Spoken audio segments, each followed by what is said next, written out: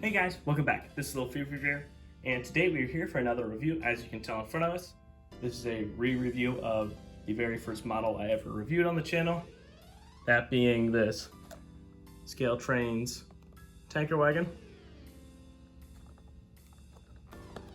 This piece is a lot more complex than a lot of the other ones I've worked with. Turn this around so you can read it. Very specific on a lot of the details. There's one side and the other. You can tell on the front of the box that I got this one for $27 about a few years ago now. And so now let's go ahead and open it on up.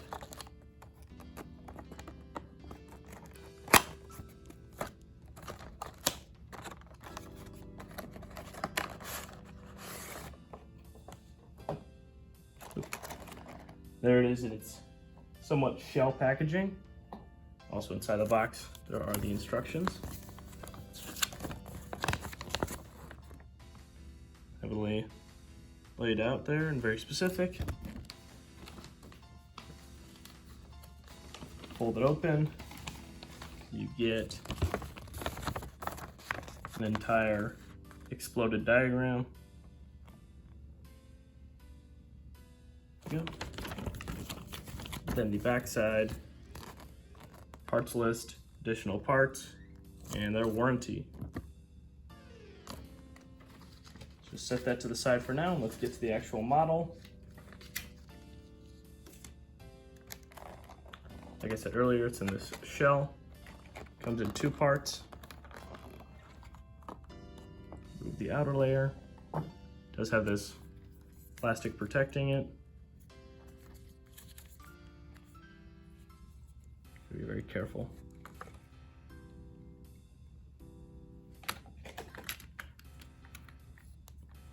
A lot of handrails on it and other small bits. Now let's go ahead and take a look at some of the finer details. If you want to view the original version, I'll just put that up in the corner for you guys to look at. That version's pretty rough, and I actually did it all in one cut, so the camera was moving the entire time.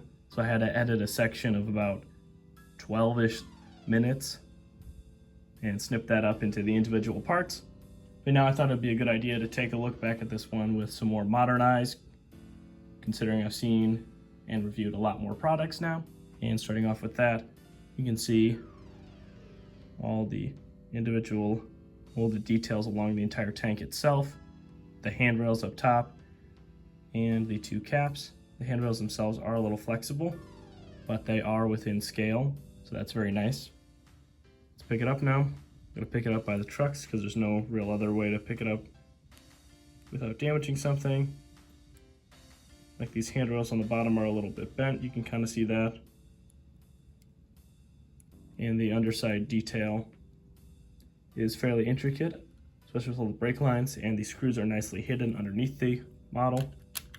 And let's zoom in on some of the text bits and see how fine it is, and you can still clearly read it, or at least I can from the camera side.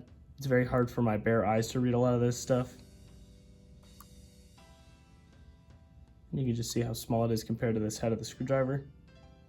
Something I never noticed the first time is this little sign up here for the warning for whatever the tanker may contain. You can see how thin the handrails are and these other bits of detail on the side.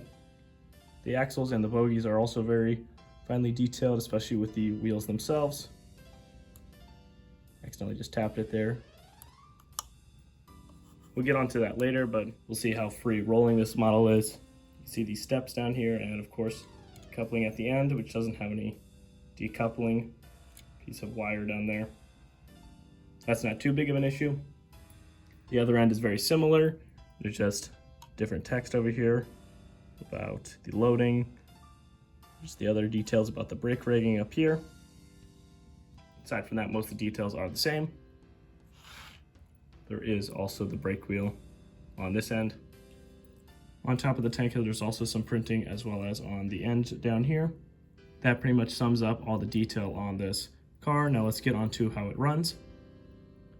Now let's test how it does over these two sets of switches. I'm just going to give it a light amount of power with one finger, and we'll see how it does. It does amazing compared to most of the other cars I have.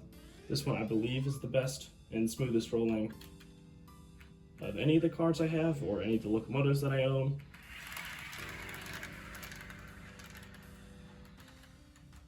And it just keeps coasting a little bit out of shot too, either way. Now let's go on to a coupling test and see how it mates up. Now for the coupling test, we have obviously our tanker, and on this boxcar there's a Katy coupler. And so we're just going to test how that one performs. We're just going to slide it in. Gonna hold the other car so it doesn't roll away. There you go, it mated after it obviously didn't push the other car away. This car's so free rolling that sometimes it likes to just roll on its own. Gonna hold it back again and push the boxcar in. There we go, made it on the first try.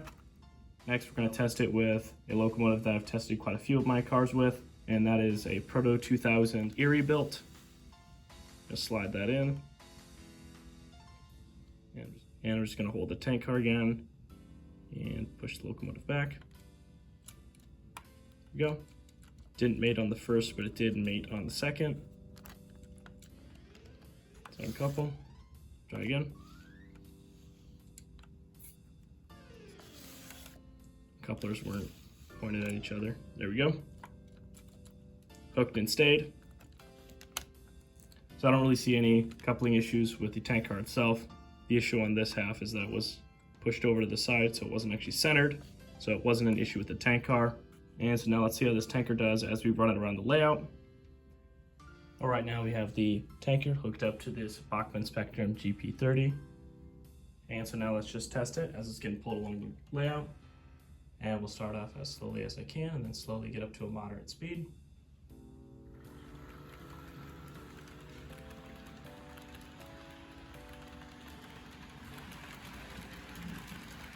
There we go, now let's check out its performance.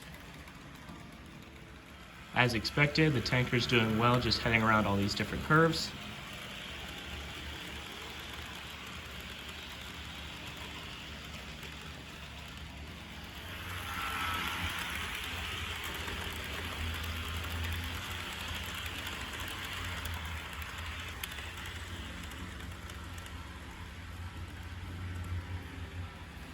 All right, now let's get this one last angle and then we'll move on with the rest of the review.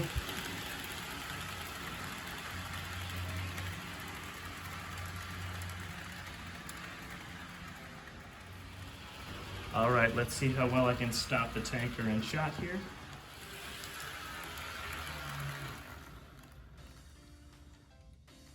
There we go. Now let's move on to the final ratings. For detail, I gave it a 9.5 out of 10. It has great levels of detail such as the ladders and all of these thin handrails that are to scale, as well as these accurately molded wheels, the nice couplers, super fine text that is easy to read. The half a point it misses is mainly for these springs not being real springs, as well as the axles not spinning with the real metal axle part. I've seen that done on some other models, so I know it is possible, but that's a pretty minor nitpick. Now let's move on to performance. For performance, I gave it a 10 out of 10. I saw a perfect performance from it. It rolled super smooth as well as coupling up really easily. I didn't have any issues with it derailing or wobbling around the track too much. For value, I gave it a 9 out of 10. It has great performance and great detail all around the model itself.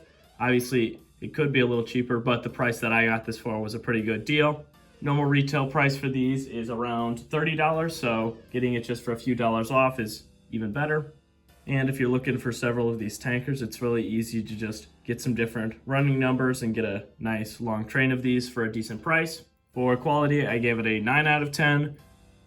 Very rigid and very well built. The only things I took away from this were how flimsy the handrails are and how easily I felt like they would break, because they actually do come off in some parts. I accidentally just picked it up the wrong way. I didn't pick it up from the body, I picked it up from the sides. And that flimsiness and that fragility is nice detail-wise because it's within scale, but they are a little bit weak and they might break them.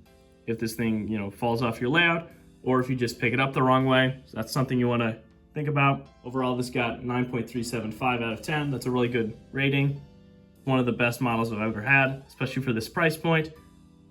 I really wish I could find some more of these to get, and so I could run a longer train than just, you know, one crude oil tanker or something like that. But I would recommend this model if you're planning on modeling something, you know, in the present day. Obviously something 1940s, 50s, this really wouldn't fit with it, but the nice level of detail and its good performance really does help this model out. Anyway, now I think we're at the end of this review. I'd like to thank you guys so much for watching, making it this far into the video. I'd love to hear your guys' thoughts on this model down below in the comments. And I'd like to thank you guys again, and I'll see you guys next time. Bye-bye!